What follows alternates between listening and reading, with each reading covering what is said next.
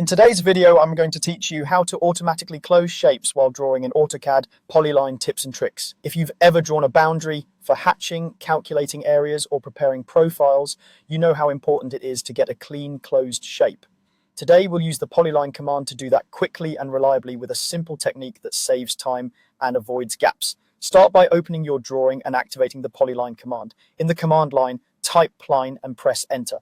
This tells AutoCAD you want to draw a polyline, which is a connected chain of line segments that behaves as a single object.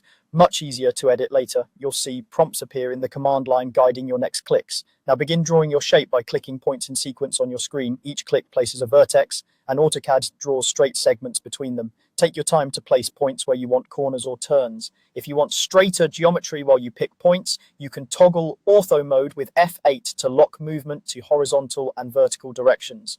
For precision, Object Snap can help you snap to endpoints, midpoints, or intersections. It's a great way to keep edges aligned and clean. You can also zoom and pan while drawing using the mouse wheel so you never have to cancel the command. When you're ready to close the shape, don't end the command by pressing enter.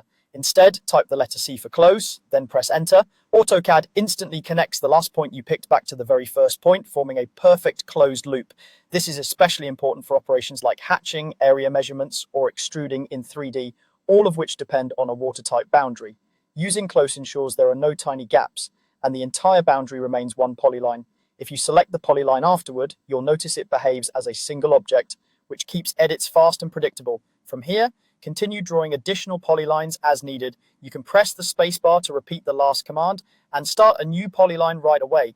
Keep the same approach, pick points in order, then use C and enter to close when you're done. If you make a mistake while picking points, use undo within the command to step back without starting over. And if you need to stop at any time, press escape to cancel. That's all there is to it. Polyline, click your points and use C to close. Practice this a few times and you'll streamline your drafting workflow immediately.